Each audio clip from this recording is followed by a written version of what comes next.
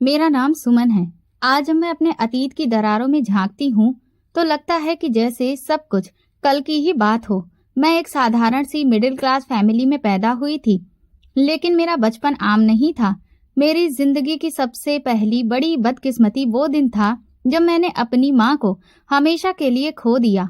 मैं उस वक्त बहुत छोटी थी, इतनी छोटी कि मुझे ये भी समझ में नहीं आता था कि मौत क्या होती है। बस मैं ये जानती थी कि मेरी माँ अब मुझे कभी गोद में नहीं उठाएंगी, कभी भी मेरा माथा चूम कर मुझे सुला नहीं पाएंगी। माँ के जाने के बाद मेरा घर खाली हो गया और मेरे दिल में एक ऐसी कमी पैदा हो गई जो कभी भी पूरी नहीं हो सकती। पापा ने कुछ ही समय के बाद दूसरी शादी कर ली। कहते हैं कि मर्द के लिए अकेलापन काटना बहुत मुश्किल होता है, लेकिन उस वक्त मुझे सिर्फ ये लगा कि शायद पापा ने बहुत ज्यादा ही जल्दबाजी कर दी। मैं चाहती थी कि वो मेरी माँ को थोड़ा और याद करते, उनके लिए थोड़ा और रो लेते, मगर जिंदगी शायद इतनी मोहलत नहीं देती। पापा की नई पत्नी घर आई और ऐसे जैसे किसी ने मेरी जिंदगी में एक अजनबी को लाकर बिठा दिया हो। वो मुझे कभी भी अच्छी नहीं लगी। मैं उसकी आवाज में माँ जैसी नरमी ढूंढती, मगर कभी नहीं मिलती। उनके हाथों में माँ की जैसी गर्मी तलाश करती, मगर वहाँ एक अजीब सी ठंडक महसूस होती। हो सकता है वो मेरे लिए कोशिश भी करती हो, लेकिन मैं तो पहले ही अपने दिल में उनके लिए सारे दरवाजे बंद कर चुकी थी। धीरे धीरे वक्त गुजरता गया और फिर एक दिन मेरे लिए सबसे नागवार खबर आई। वो माँ बनने वाली थी। मुझे याद है, मैंने उस रात बहुत रो रो कर अपनी माँ को याद किया था। मेरे दिल में डर पैदा हो गया था कि अब पापा का प्यार भी मुझसे छिन जाएगा। कुछ महीनों के बाद वो दिन भी आ गया जब घर में नन्हे मेहमान के रोने की आवाज गूंजने लगी थी। सारी फैमिली बहुत खुश थी, लेकिन मेरे लिए वो दिन खुशी का बिल्कुल भी नहीं था। सुमन आकर एक बार अपने भाई को तो देखो, पापा ने मुस्कुराकर कहा। मैं दरवाजे पर खड़ी रही, एक कदम भी आगे नहीं बढ़ी। ये मेरा भाई नहीं है, मैंने अपने दिल ही दिल में कहा। पापा के चेहरे की मुस्कुराहट एक लम्हे को रुकी, लेकिन उन्होंने कुछ भी नहीं कहा। वो चाहते थे कि मैं आगे बढ़कर उस नन्हे से वजूद को अपनी गोद में उठा लूं, मगर मेरे पैर जैसे जमीन से जुड़ गए थे। दिन गुजरते गए और विजय, जी हाँ, उसका नाम विजय रखा गया। वो चलना सीख गया, बोलना भी सीख गया और शायद प्यार बांटना भी। वो मेरे आगे पीछे घूमता रहता, कभी मेरे हाथों को पकड़ लेता तो कभी मेरी फ्रॉक का एक कोना पकड़कर खींचता और कभी कहता, दीदी चलो खेलते हैं ना। लेकिन मैं तो पत्थर की बनी हुई थी। तुम जाओ यहाँ से, अपनी माँ के पास जाओ। मैं अक्सर उसे झिड़क देती। वो एक पल के लिए उदास हो जाता और फिर अगले ही लम्हे हंसकर वापस आ जाता। एक दिन मैं कमरे में बैठी किताब पढ़ रही थी कि विजय अंदर आया। उसके हाथ में एक टॉफी थी, शायद किसी ने उसे दी थी। दीदी ये आपके लिए है। मैंने बिना देखे ही कहा कि मुझे नहीं चाहिए, तुम खा लो। उसने दोबारा से कहा, लेकिन ये बहुत मीठी है, आप खाओगी तो बहुत खुश हो जाओगी। मैंने किताब बंद की, उसकी तरफ देखा और कहा, मैं ऐसे ही खुश हूँ और मुझे ये नहीं चाहिए।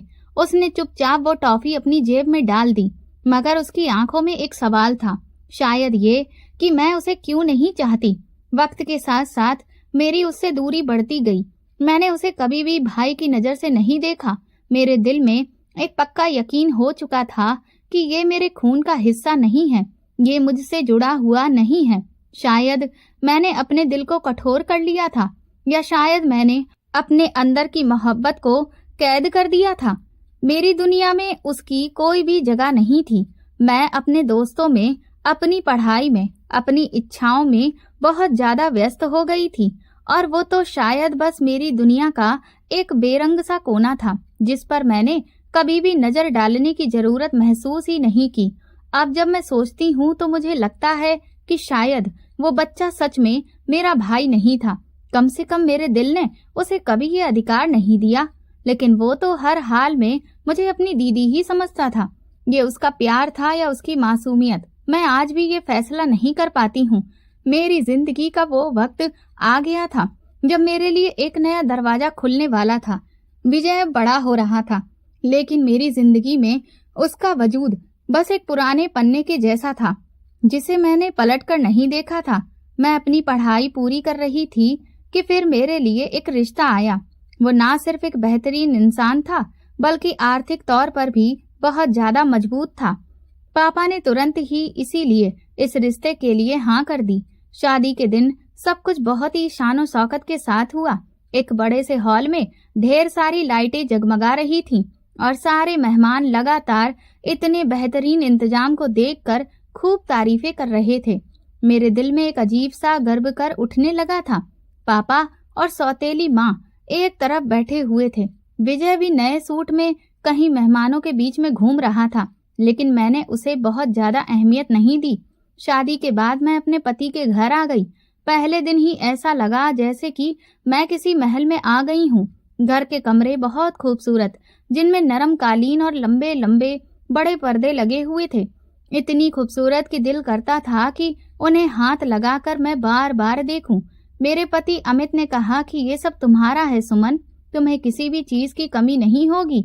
मैंने हल्की सी मुस्कुराहट के साथ कहा, कमी तो अब जिंदगी में कभी रह ही नहीं सकती। अमित का कारोबार बहुत बड़ा था। वो एक बहुत ही व्यस्त आदमी थे, लेकिन जब भी उन्हें वक्त मिलता तो वो मुझे शॉपिंग के लिए जरूर लेकर जाते थे। पहले महीने में ही मेरे पास इतने कपड़े और जेवरात आ गए कि मैंने सोचा कि ये सब शायद जिंदगी भर के लिए काफी है। वक्त के साथ साथ मैंने अपने मायके जाना भी बहुत कम कर दिया। एक बार पापा ने फोन किया, बेटी तुम कब आओगी? विजय भी तुम्हें बहुत याद करता है। मैंने मुस्कुराकर कहा, पापा मैं बहुत व्यस्त हूँ, अगले महीने देखती हूँ। लेकिन वो अगला महीना कभी भी नहीं आया। अमित के दोस्त अक्सर हमारे घर पर आते, पार्टी होती और बातचीत में दौलत और बिजनेस का जिक्र भी चलता रहता। मैं खुद को भी इस सब के मुताबिक ढाल चुकी थी। अब मैं अपनी अतीत की जिंदगी को कमतर समझने लगी थी। मायके के बारे में सोचती तो बस यही लगता कि वहां पर सब कुछ आम है, साधारण है, और मेरे लिए वहां पर अब कोई भी रुतबे वाली बात है ही नहीं। यूं ही महीने सालों में बदल गए। मेरे 2 बच्चे हो गए। हर चीज अमित खुद को जिम्मेदारी से करता। मैं कभी भी ये नहीं सोचती थी कि जिंदगी के ये रंग कब तक रहेंगे। मायके से फोन आते तो बस फॉर्मेलिटी से भरी हुई बात होती। विजय का नाम कभी कभी जिक्र में आ जाता और मैं बिना मन के ही सुन लेती। फिर एक दिन खबर मिली कि विजय की शादी होने वाली है। पापा ने फोन पर कहा, बेटी तुम्हें शादी में जरूर आना होगा। बहन की हैसियत से तुम्हारी मौजूदगी बहुत जरूरी है। मैं थोड़ी हिचकिचाहट के बाद हाँ कर दी। शादी वाले दिन जब मैं बच्चों के साथ मायके पहुंची तो घर की हालत देखकर दिल ही दिल में मुझे हंसी आने लगी। साधारण सी सजावट, कुछ रंग बिरंगे बल्ब और आंगन में प्लास्टिक की कुर्सियां रखी हुई थीं। मैंने अपने आप से कहा, यही है इनकी तरक्की। मेरी सौतेली माँ दरवाजे पर खड़ी होकर मेहमानों का स्वागत कर रही थी। मुझे देखकर वो आगे बढ़ी। बेटी तुम आ गई? मैंने भी मुस्कुराकर कहा, जी आ गई। सोचा कि देख लूं आपके बेटे की शादी का सारा इंतजाम कैसा है। उन्होंने मेरी बात का मतलब शायद समझ लिया था, क्योंकि उनकी मुस्कुराहट एक लम्हे के लिए बिल्कुल मंद पड़ गई। शादी के प्रोग्राम में सब साधारण कपड़ों में थे और मैं भारी साड़ी और जेवरातों से लदी हुई चमक रही थी। औरतें मुझे देखकर एक दूसरे से कानों में धीमे धीमे बातें कर रही थीं। मैं जानती थी कि वो क्या कह रही होंगी कि शहर से आई बहन कितनी बदली हुई है। खाने के वक्त मैं आंगन में बैठी हुई थी कि सौतेली माँ पास आकर बोली, बेटी खाना खा लो, तुम्हारे लिए खास तरह के पकवान बनवाए हैं। मैंने हल्की सी मुस्कुराहट के साथ कहा, खास तरह के पकवान तो मैं रोज ही खाती रहती हूँ। आपको पता है हमारे यहाँ तो खाने में इतनी वैरायटी होती है कि ये सब मुझे बड़ा ही साधारण सा लगता है। मेरी बात सुनकर वो चुप हो गईं और मैंने महसूस किया कि मेरी बात उनके दिल पर लगी है, लेकिन मुझे कोई भी परवाह नहीं थी। मेरे लिए तो ये सब बस एक मौका था, ये दिखाने का कि मैं कहाँ से कहाँ पहुँच गई हूँ और वो कहाँ पर रह गई हैं। शादी के बाद जब मैं जाने लगी तो विजय मेरे पास आया। उसके चेहरे पर हल्की सी शर्मिंदगी और खुशी के मिले जुले भाव दिख रहे थे। दीदी थैंक यू जो आप आ गईं। मैं बस फॉर्मेलिटी से कहा, क्या करूं, आना ही पड़ा, बहन हूं। गाड़ी में बैठते हुए मैंने पीछे मुड़कर देखा। आंगन में बल्ब चमक रहे थे और लोग हंसी खुशी विदाई की तैयारी कर रहे थे, मगर मेरे दिल में एक अजीब सा एहसास था, दूरियों का, रूठने का या शायद घमंड का। मेरी जिंदगी में विजय के लिए बस इतनी जगह थी कि कभी कभार फोन आ जाए या कोई शादी ब्याह हो। बाकी वक्त तो मेरी दुनिया में ही, जहां दौलत, सुख सुविधाएं और शान शौकत का राज था। विजय की शादी को कुछ साल गुजर चुके थे। पापा की मौत की खबर आई तो दिल थोड़ा सा दुखी हुआ। मायके गई और सबसे अफसोस के साथ मिली और फिर वहां से वापस आ गई। मैं अपनी जिंदगी में फिर से इस कदर व्यस्त और निश्चिंत हो गई थी कि उसके बारे में शायद ही कभी सोचती थी। अमित का कारोबार अब और भी ज्यादा फैल चुका था और हमारे घर में हर वक्त कुछ न कुछ चलता रहता था। बच्चे स्कूल जाते, शाम को ट्यूटर आता और फिर कभी दोस्तों के साथ पार्टी, कभी शॉपिंग, कभी किसी शादी में शामिल होना। मैं एक व्यस्त और भरपूर जिंदगी गुजार रही थी। मेरे 4 बच्चे थे, 2 बेटे और 2 बेटियां। सबके लिए अलग अलग कमरों में रंग बिरंगे खिलौने, महंगे कपड़े और वो सबसे अच्छे स्कूल में जा रहे थे। सुबह नाश्ते पर अमित कहता, बच्चों के लिए नया कंप्यूटर ले लेते हैं, आजकल तो हर चीज ऑनलाइन होती है। और मैं तुरंत कहती हाँ, और साथ में उनके लिए नया स्टडी टेबल भी। पिछले साल वाले का डिजाइन अब काफी पुराना लगता है। इस सब के बिल्कुल विपरीत विजय की जिंदगी तो कहीं और ही थी। वो शहर के कॉलेज में क्लर्क की नौकरी करता था। उसकी आमदनी इतनी थी कि महीने के आखिर में बड़ी मुश्किल से गुजारा होता। उसके 2 बच्चे थे, एक बेटा और एक बेटी। मैंने कभी उनके स्कूल या पढ़ाई के बारे में कुछ भी नहीं पूछा, लेकिन सुनने में आया था कि वो गवर्नमेंट स्कूल में पढ़ते हैं। कभी कभार किसी प्रोग्राम में उनसे मुलाकात हो जाती तो वो साधारण सी शर्ट और पैंट पहने हुए हल्की सी मुस्कुराहट के साथ आता और मेरा हाल चाल पूछता। एक बार मैंने मजाक में कहा, विजय, तुम्हें भी अपने कपड़ों पर थोड़ा सा ध्यान देना चाहिए। देखो यहाँ पर सब लोग कैसे अच्छे से तैयार होकर आते हैं। वो मुस्कुराकर कहता, दीदी, काम से फुर्सत मिले तो कभी कपड़ों पर ध्यान दूं। मैं बस उसकी बात पर हंस देती और फिर बात बदल देती। मेरी दुनिया और उसकी दुनिया में जमीन आसमान का फर्क था। मैं शॉपिंग मॉल में महंगे ब्रांड के बैग्स खरीदती और वो शायद अपनी तनख्वाह का हिसाब लगाकर सोचता कि घर का राशन पूरा हो पाएगा या नहीं। मैं अक्सर सोचती, ये कौन सा मेरा सगा भाई है, मैं क्यों इसकी फिक्र करूं। मेरे लिए वो बस एक सौतेला रिश्ता था और बस वक्त गुजरता रहा और हमारे बीच दूरियां बढ़ती ही जा रही थीं। मैंने कभी भी ये कोशिश नहीं की कि उसके हालात बदलने में मैं कोई मदद करूं और उसने भी कभी कोई शिकायत नहीं की। शायद उसे मेरी फितरत का अच्छे से पता था। फिर एक दिन मैं घर में बैठी हुई बच्चों के साथ खेल रही थी कि तभी फोन की घंटी बजी। नंबर पहचान में नहीं आ रहा था। कॉल उठाई तो एक गंभीर सी आवाज में एक औरत बोली, नमस्ते, आप विजय की बहन बोल रही हैं? मैंने चौंक कर कहा, जी, क्या हुआ? उनकी आवाज भारी हो गई। मैडम, विजय का एक्सीडेंट हो गया है और अब वो नहीं रहे। मेरे हाथ से फोन फिसलते फिसलते बचा। मैं कुछ लम्हे के लिए खामोश हो गई। उस औरत ने फिर कहा, हम अस्पताल में हैं, आप आ सकती हैं तो आ जाइए।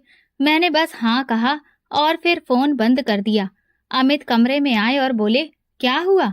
मैंने धीरे से कहा, विजय मर गया है। कमरे में एक अजीब सी खामोशी छा गई।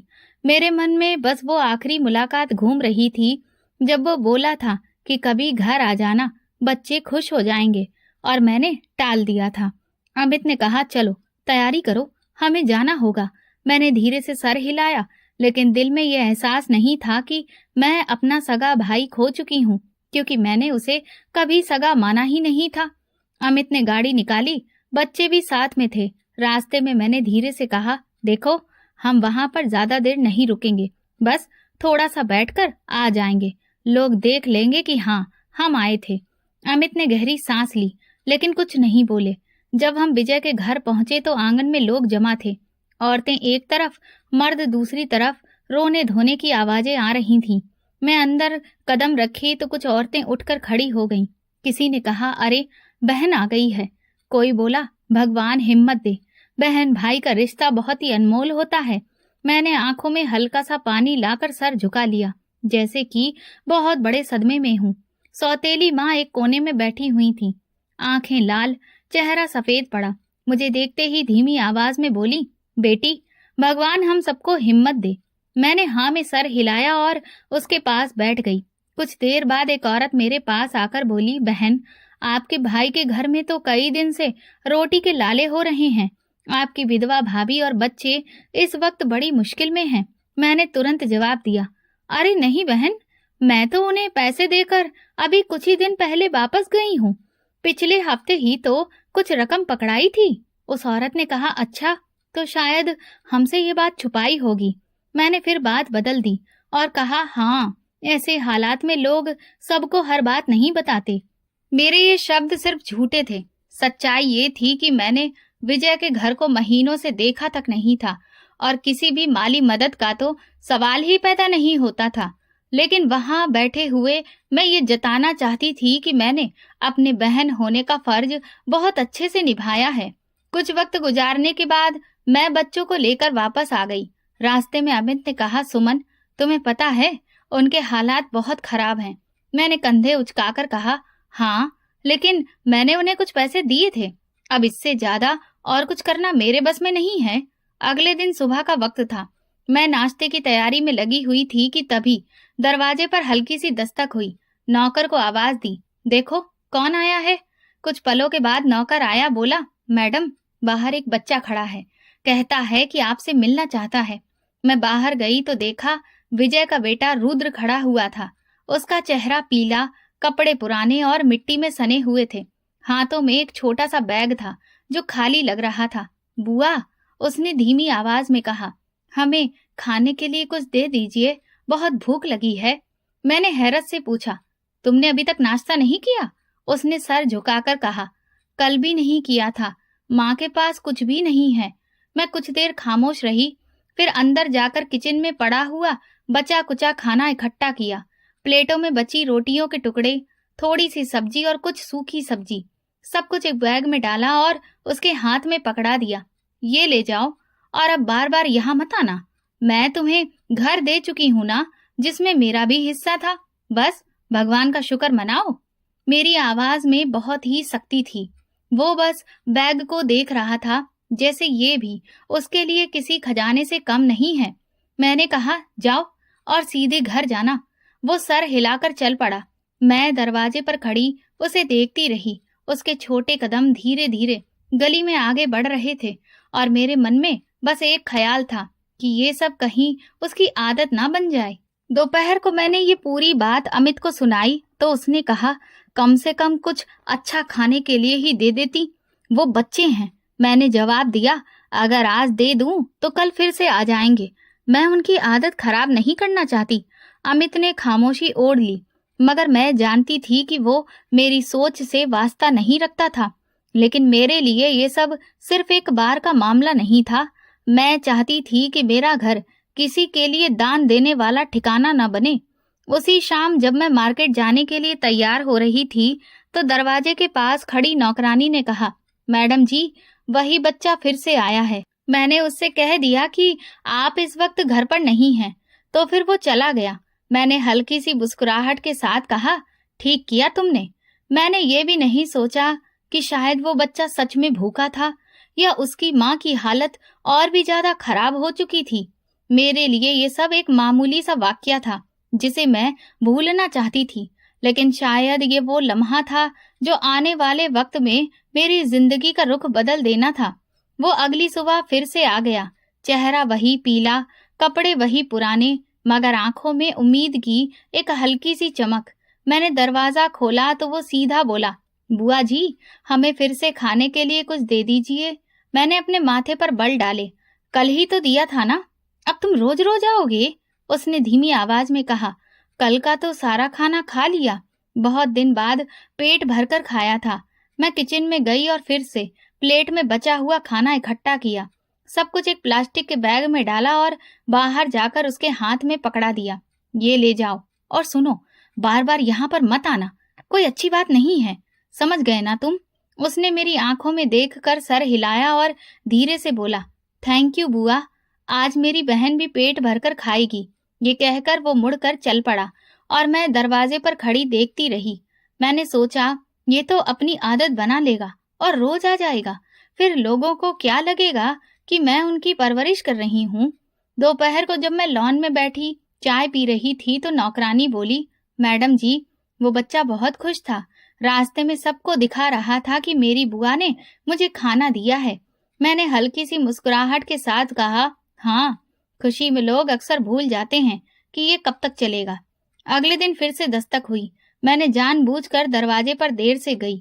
सामने वही बच्चा था, हाथ में खाली कटोरी। अगर आज भी आप कुछ खाने को दे देती तो। माँ ने भी कुछ नहीं खाया है। मैंने झुंझलाकर कहा, देखो, मैं कोई होटल नहीं चला रही हूँ जो तुम जब चाहे यहाँ पर आ जाओ। फिर मैं किचन से एक सूखी रोटी और थोड़े से बचे हुए चावल निकाले और उसके हाथ में पकड़ा दिए। ये ले जाओ और बस, अब रोज मत आना। वो सर झुकाकर बोला, भगवान आपको खुश रखे, और चला गया। ये अब रोज का बन गया। वो कभी 2 दिन बाद तो कभी 3 दिन बाद आ जाता। हर बार कुछ ना कुछ मांगता और मैं हर बार या तो बचा कुचा खाना देती या फिर घर के किसी कोने से कोई बेकार सी चीज। एक दिन पुराना मफलर पकड़ा दिया और एक दिन खाली डिब्बा और एक दिन तो टूटा हुआ खिलौना भी। फिर एक बार जब वो आया तो मैं तैयार होकर बाहर जा रही थी। उसने कहा, बुआ, माँ के लिए दवाई चाहिए। मैंने कहा, मेरे पास वक्त नहीं है, तुम कल आ जाना। वो कुछ कहे बिना पलट गया।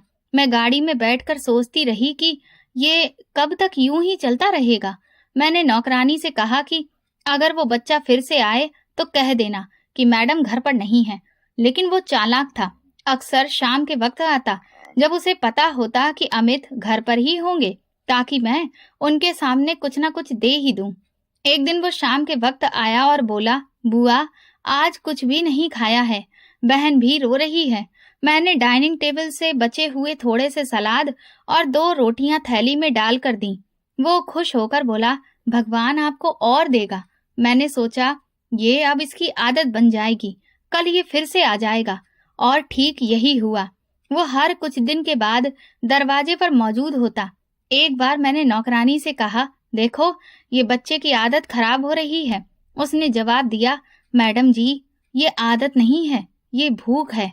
मैंने तुरंत कहा, भूख तो सबको लगती है, लेकिन हर कोई दरवाजा खटखटाकर नहीं आता है।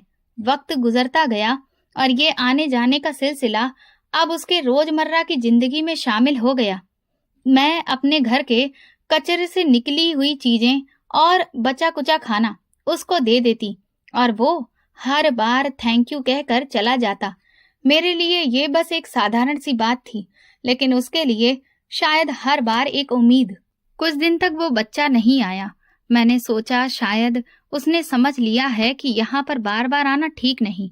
लेकिन एक सुबह जब मैं नाश्ता कर रही थी तो दरवाजे पर जोर से दस्तक हुई। नौकरानी ने आकर, मैडम जी, वही बच्चा आया है, मगर आज वो कुछ घबराया हुआ लग रहा है। मैं बाहर गई तो वो तेज तेज सांस लिए खड़ा था, आंखों में नमी और आवाज कांप रही थी। बुआ, मम्मी की तबीयत बहुत खराब है। डॉक्टर ने कहा है कि तुरंत दवाई लानी है। हमारे पास एक भी पैसा नहीं है। मैंने अपने हाथ बांधकर कहा, तो इसमें मैं क्या करूं?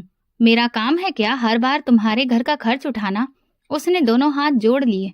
बुआ, भगवान के लिए थोड़े से पैसे दे दीजिए, वरना मेरी माँ। उसकी आवाज रुक गई।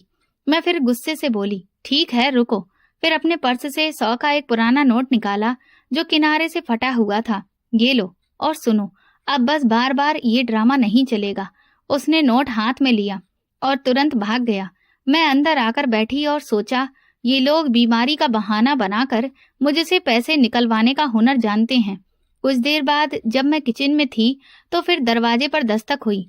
इस बार मैंने खुद जाकर दरवाजा खोला। सामने वही बच्चा, मगर इस बार चेहरा और भी ज्यादा सफेद और होंठ सूखे हुए। बुआ, ये नोट नहीं चल रहा है। दुकान वाले ने कहा है कि ये फटा हुआ है, प्लीज कोई दूसरा दे दीजिए। मैं उसके हाथ से नोट छीन कर कहा, तो क्या मैंने तुम्हारे घर का खर्च उठाने का ठेका लिया हुआ है? तुम्हें शर्म नहीं आती बार बार यहाँ पर आकर मांगते हुए? उसने कुछ कहने की कोशिश की, मगर मैंने जोर से कहा, चुप हो जा, और फिर एक जोरदार थप्पड़ उसके गाल पर जड़ दिया। वो बेचारा पीछे हट गया। आंखों में आंसू आ गए, लेकिन उसने कुछ भी नहीं कहा। मैंने दरवाजा बंद करते हुए कहा, दफा हो जाओ यहाँ से और दोबारा नजर भी नहीं आना। नौकरानी कोने में खड़ी ये सब कुछ देख रही थी। धीरे धीरे बोली, मैडम जी, वो बच्चा बहुत मजबूर लग रहा था। मैंने हाथ के इशारे से उसे खामोश कर दिया। मुझे किसी के ड्रामे पर यकीन नहीं।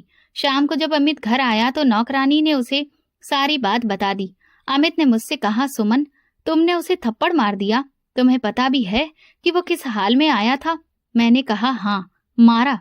ये सब पैसे निकलवाने के तरीके होते हैं। अमित ने मायूसी से सिर हिलाया। कभी कभी इंसान को दूसरों की मजबूरी के बारे में भी सोचना चाहिए। अगले दिन वो बच्चा नहीं आया, दूसरे दिन भी नहीं। तीसरे दिन दोपहर को नौकरानी ने कहा, मैडम जी, मोहल्ले में सुनने में आया है कि उसकी माँ की हालत और ज्यादा बिगड़ गई है। कोई डॉक्टर भी नहीं बुला पाया। मैंने बस इतना कहा, जो होगा सो होगा, ये तो सब किस्मत का खेल है। अगली सुबह मैं नाश्ते की टेबल पर बैठी थी कि दरवाजे पर हल्की सी दस्तक हुई।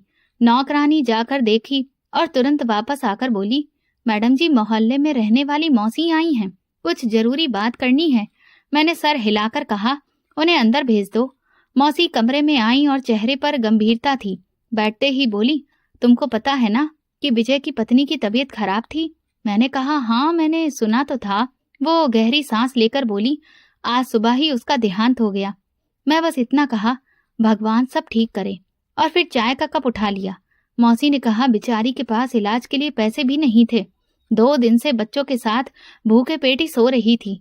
मैंने फॉर्मेलिटी भर हमदर्दी के साथ 10 बातें कहीं और फिर बात बदल दी। मौसी चली गई और मैंने अमित को फोन किया। हाँ सुनो, वो विजय की पत्नी का देहांत हो गया है, शाम को उनके घर चलेंगे। अमित ने कहा, ठीक है, लेकिन देखो, ये बच्चे अब बिल्कुल अकेले हो गए हैं, उनका कोई भी सहारा नहीं है। मैंने जवाब दिया, भगवान खुद ही उन्हें सहारा देगा, इसमें भला हम क्या कर सकते हैं। शाम को हम उन लोगों के घर गए। घर में खामोशी पसरी हुई थी और कोने में दोनों छोटे बच्चे बैठे थे। विजय का बेटा रुद्र और उसकी बहन, दोनों की आंखें रो रो कर सूज गई थीं। मैंने बस सर पर हाथ फेरा और कहा, सब्र करो ना। उन्हें गले लगाकर कोई दिलासा ना दिया और ना कोई और बात कही। वहां बैठी औरतें आपस में बातें कर रही थीं। बेचारे बच्चों का ना बाप रहा, ना माँ और ना दादी। अब ये दोनों कहाँ जाएंगे? कोई करीबी रिश्तेदार भी नहीं है जो इन्हें संभाल ले। किसी ने कहा, बहन है ना, वो सब कुछ कर लेगी, उनकी परवरिश भी। मैंने ये सुनकर नजर दूसरी तरफ फेर ली, जैसे कि मैंने कुछ सुना ही नहीं हो। इसके बाद हम घर वापस आ गए। रास्ते में अमित ने कहा, मैं देख रहा हूँ, सब लोग तुम्हारी तरफ ही देख रहे थे, जैसे कि उम्मीद लगा रखी हो कि तुम ही बच्चों को रख लोगी। मैंने तुरंत कहा, मेरी अपनी जिम्मेदारियां और काम है। 4 बच्चों की माँ हूँ मैं, दूसरों के बच्चों को संभालना मेरे लिए मुमकिन नहीं है। अगले 2 दिन तक मोहल्ले में तरह तरह की बातें होती रहीं। कभी कोई फोन करता तो कभी कोई आकर बच्चों का हाल सुनाते, लेकिन मैं बस फॉर्मेलिटी से भरी हमदर्दी दिखा देती थी। न दिल में दुख था, न कोई फिक्र। मेरे लिए वो दोनों बस विजय के बच्चे थे, और विजय, जैसा कि मैं हमेशा कहती आई, मेरा सगा भाई नहीं था। तीसरे दिन शाम को अमित ने आकर कहा, सुनने में आया है कि वो दोनों बच्चे आज सुबह से मोहल्ले में कहीं नजर नहीं आए। मैंने चौंक कर कहा, कहाँ गए होंगे? अमित ने कंधे उचकाकर कहा, पता नहीं, शायद किसी रिश्तेदार के पास भेज दिए गए हों। कुछ देर बाद मोहल्ले की एक औरत आई। वो सीधा बैठक में आकर बोली, बहन, आपने सुना? विजय का बेटा और बेटी दोनों गायब हैं। सुबह किसी ने देखा था कि वो गली के कोने पर खड़े थे, उसके बाद पता नहीं कहाँ गए।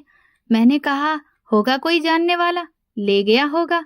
औरत बोली, जानने वाला होता तो किसी को बताकर ले जाता, ये तो बस अचानक से गायब हो गए हैं। मैंने सिर हिला दिया और कहा, हो सकता है कि किसी अनाथालय में कोई उन्हें छोड़ आया हो। वो औरत चली गई तो अमित ने कहा, सुमन, तुम्हें ये बात हल्के में नहीं लेनी चाहिए। 2 अनाथ बच्चे अचानक से लापता हो गए हैं, ये गंभीर बात है। मैंने कहा, तो इसमें मैं क्या कर सकती हूँ? उनके लिए पुलिस में रिपोर्ट करवा दूं और फिर सब मेरी जिम्मेदारी डाल देंगे। उस रात खाने की टेबल पर भी यही बहस चलती रही। मेरे बड़े बेटे ने कहा, माँ, वो बच्चा अच्छा था, कभी कभी हमारे लिए मिठाई ले आता था, वो कहाँ चला गया? मैंने कहा, बेटा, उसकी फिक्र मत करो, वो जहाँ भी होगा ठीक होगा। अंदर कहीं न कहीं ये ख्याल जरूर आ रहा था कि शायद वो दोनों मुश्किल में हो, लेकिन मैंने तुरंत अपने दिल को समझा लिया कि ये सब मेरी पहुंच से बाहर है। मेरा काम अपने घर को संभालना है, ना कि दूसरों के बोझ को उठाना। अगली सुबह तक मोहल्ले में ये खबर फैल गई थी। कुछ लोग कह रहे थे कि वो शहर से बाहर किसी के साथ गए हैं, कुछ का ख्याल था कि शायद किसी शुभ चिंतक ने उन्हें अपने साथ रहने के लिए बुला लिया है, लेकिन सच क्या था ये कोई भी नहीं जानता था। मैंने इस सब पर भी कोई खास ध्यान नहीं दिया और अपने मामलों में व्यस्त रही, जैसे कि ये सब मेरा मसला ही ना हो। लेकिन ये बात खत्म नहीं हुई थी, बल्कि ये तो उस कहानी के एक और मोड़ की शुरुआत थी। उन बच्चों के गायब होने के कुछ ही महीने बाद मेरी जिंदगी ने ऐसा मोड़ लिया, इसके बारे में मैंने कभी सपने में भी नहीं सोचा था। अमित के बिजनेस में अचानक से गिरावट आ गई। पहले तो मैं इन सब चीजों को मामूली समझ रही थी, मगर धीरे धीरे हालात बिगड़ने लगे। एक के बाद एक उनके ऑर्डर कैंसिल हो रहे थे और जो पेमेंट थे वो भी रुक गए। कर्ज देने वाले लोग ऑफिस के बाहर आकर खड़े रहने लगे। अमित घर आकर अक्सर खामोश रहते। एक रात मैंने कहा, क्या हुआ है, आप इतने खामोश क्यों रहते हो? उन्होंने गहरी सांस ली और बोले, बिजनेस में बहुत बड़ा नुकसान हो गया है, लाखों रुपए का माल फंसा हुआ है। मैंने कहा, ठीक है, फिर और पैसा लगाकर अच्छे से संभाल लो। वो तीखे लहजे में बोले, और पैसा कहाँ से लाऊं?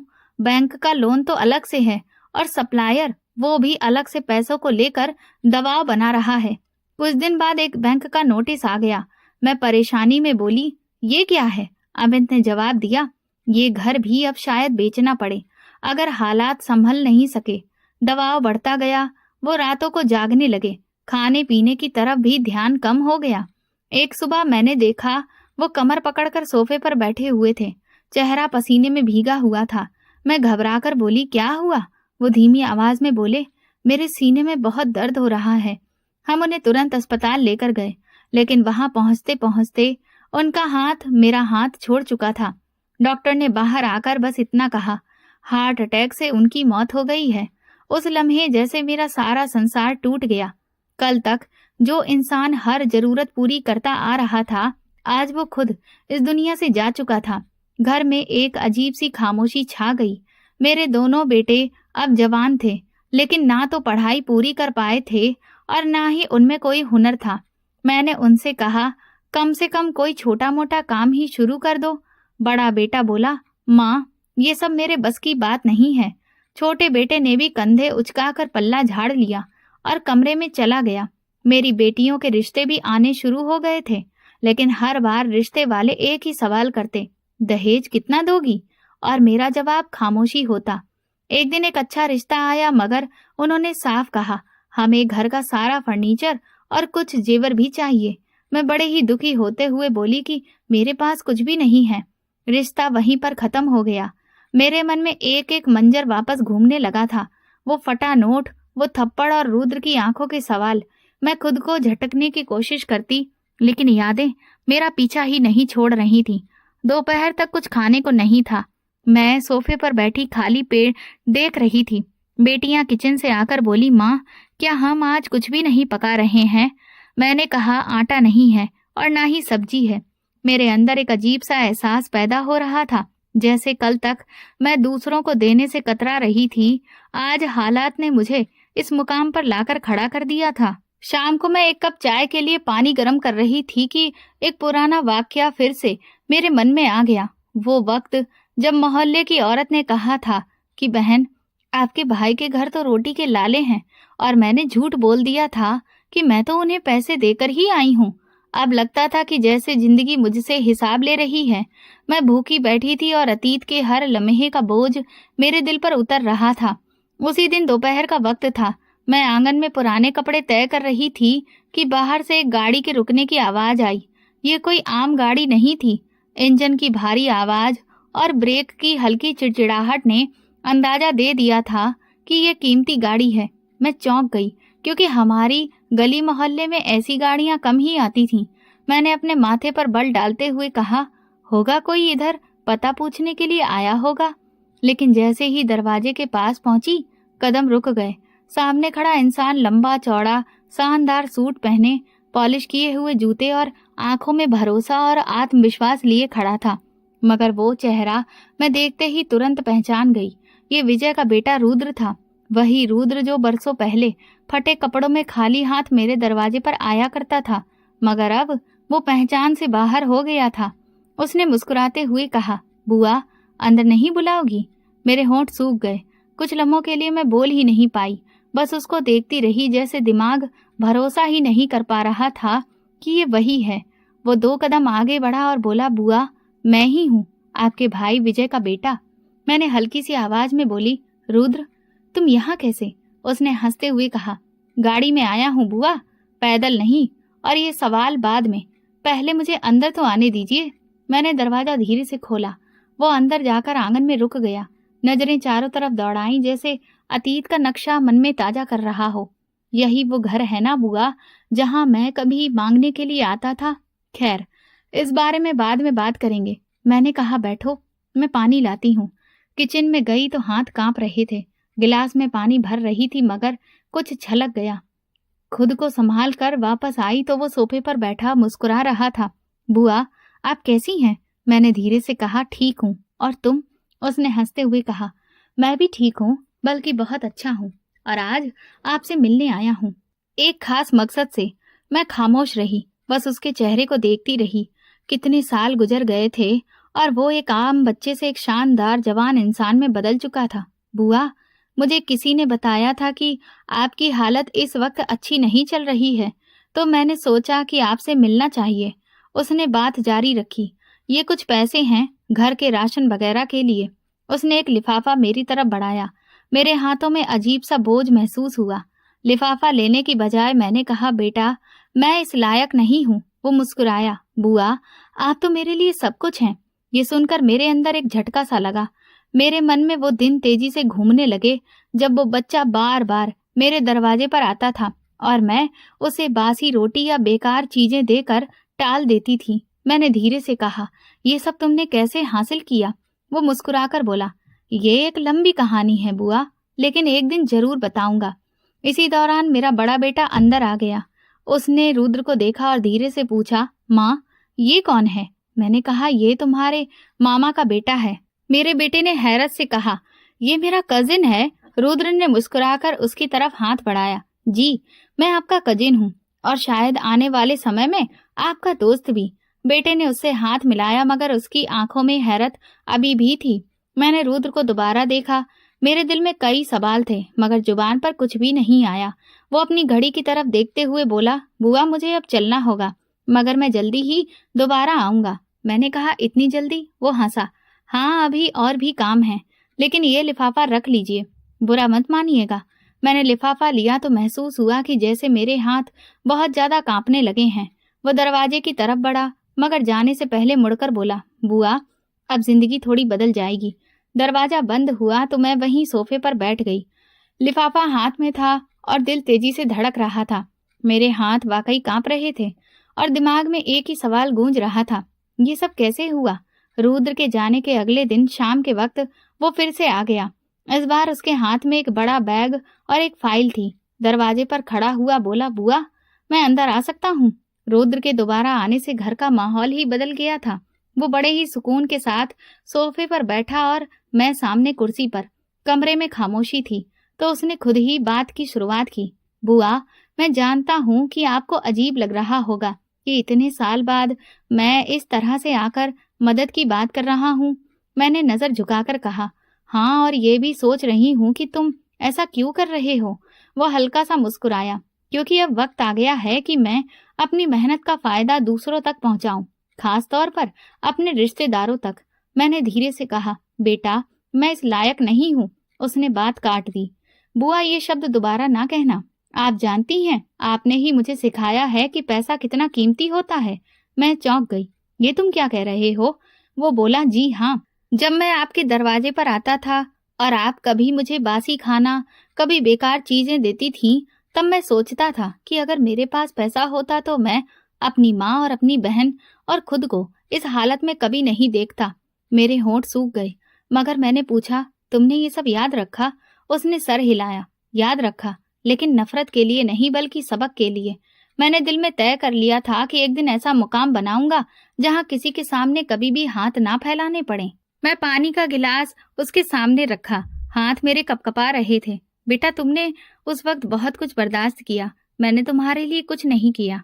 वो हल्की हंसी हंसा, शायद अगर आप कुछ कर देती तो मैं मेहनत का मतलब नहीं समझता। बुआ, मैं ये सब दिखाने के लिए नहीं आया हूँ कि मैं कहाँ पहुँच गया हूँ।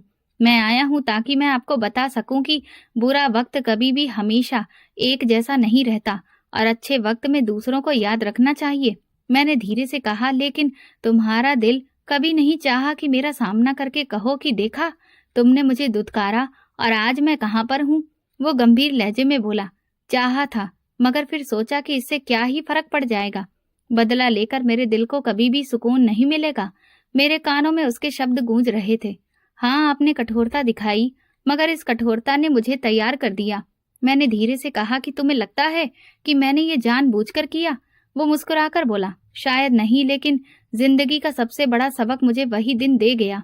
इस दौरान मेरी छोटी बेटी ट्रे में चाय ले आई। रुद्र ने चाय का कप लिया और बोला, बुआ, मैं आपके लिए कुछ इंतजाम करना चाहता हूँ। घर के कागजात में कुछ काम करने हैं। कर्ज के बारे में वकील से बात भी कर ली है और कुछ रकम भी रखी हुई है ताकि आपका राशन महीने भर के लिए हो जाए। मैंने तुरंत कहा, ये सब जरूरी नहीं है, तुम खुद के लिए रखो।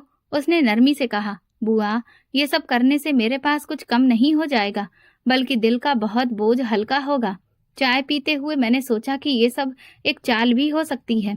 शायद ये मुझ पर अपनी कामयाबी का बोझ डाल रहा था कि मैं महसूस करूं कि अतीत में मैंने कितना गलत किया। मेरे दिल में ये ख्याल भी आया कि कहीं ये बदला लेने का कोई नया तरीका तो नहीं है। वो कुर्सी से उठा और फाइल मेज पर रखते हुए बोला, मैं कल दोबारा आऊंगा ताकि हम बाकी कागजात देख लें। मैंने उसके जाने से पहले कहा, बेटा, क्या तुम सच में ये सब दिल से कर रहे हो? उसने मेरी आंखों में देखकर कहा, जी, दिल से। वो बाहर गया, गाड़ी में बैठा और चला गया। मैं दरवाजे पर खड़ी देर तक देखती रही।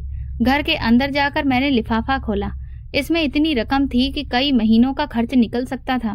मैं तो पेपर पर बैठी थी, हाथ में लिफाफा लिए सोच रही थी कि ये सब मदद है या कोई खामोश बदला।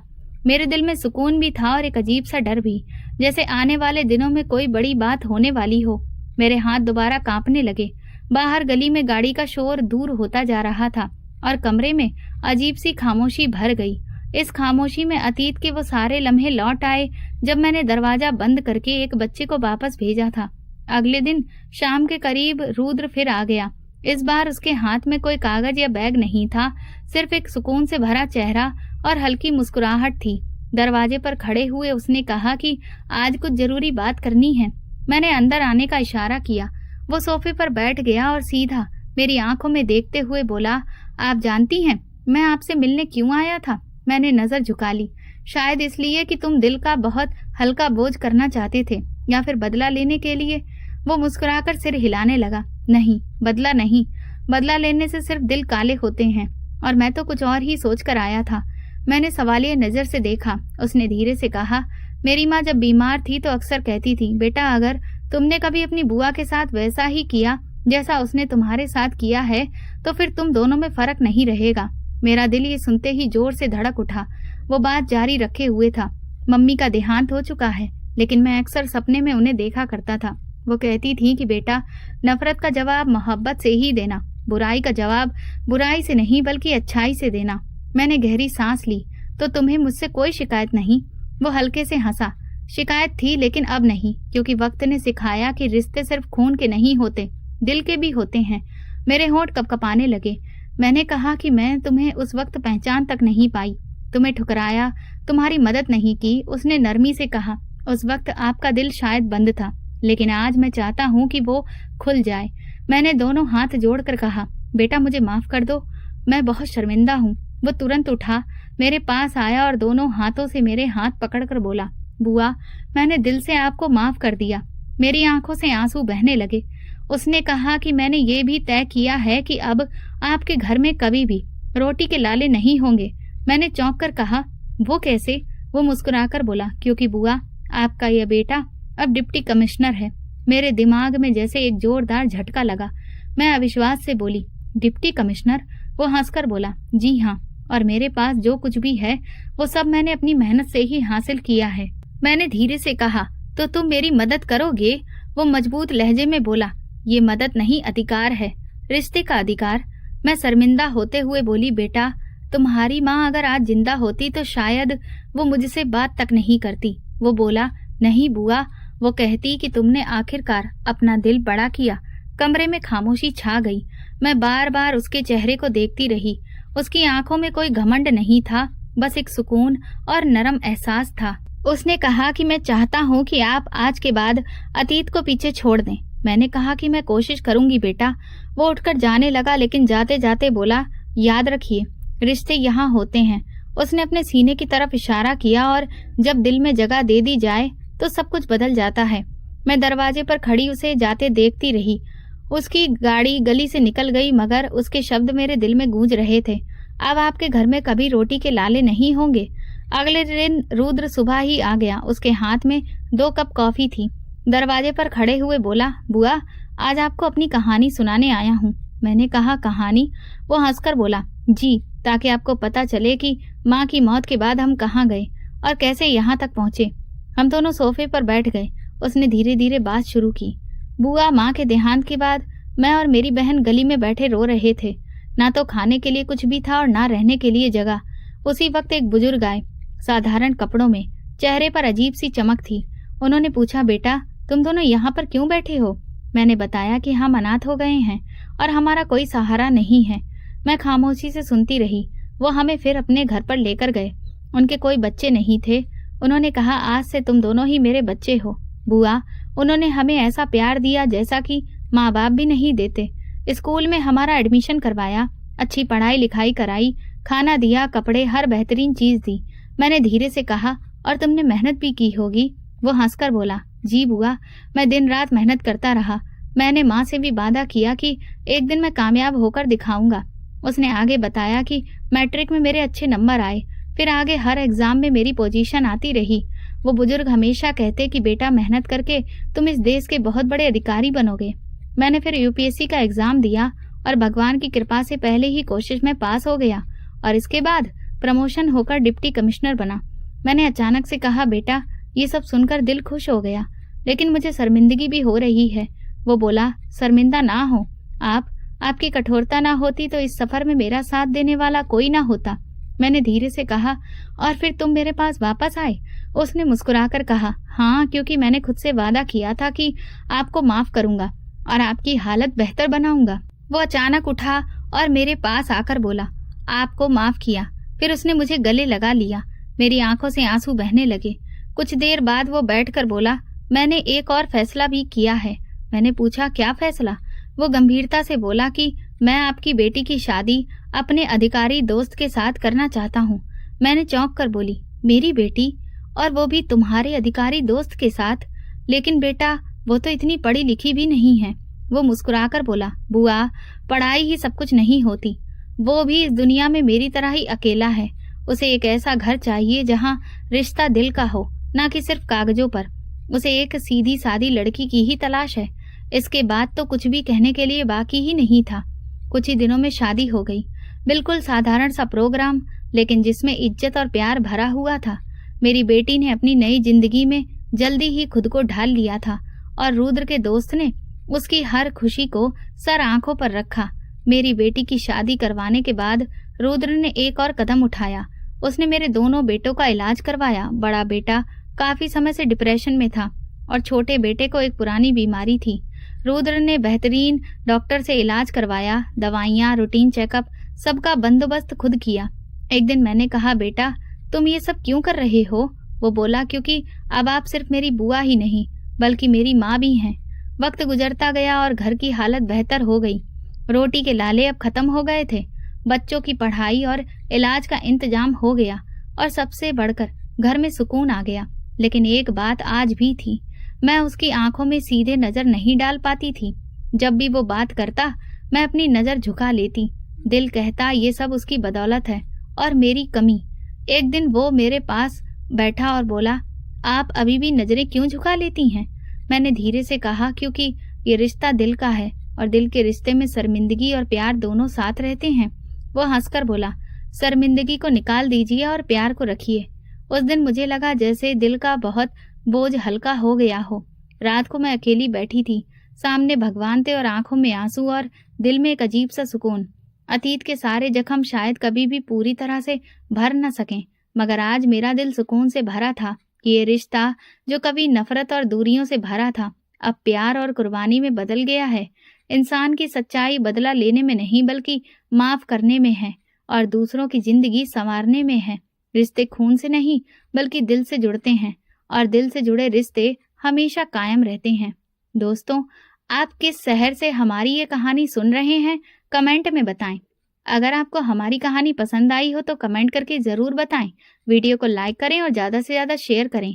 अगर आप चैनल पर नए हैं तो सब्सक्राइब जरूर करें और नोटिफिकेशन बेल दबाएं ताकि अगली अपडेट सबसे पहले आपको मिले। धन्यवाद।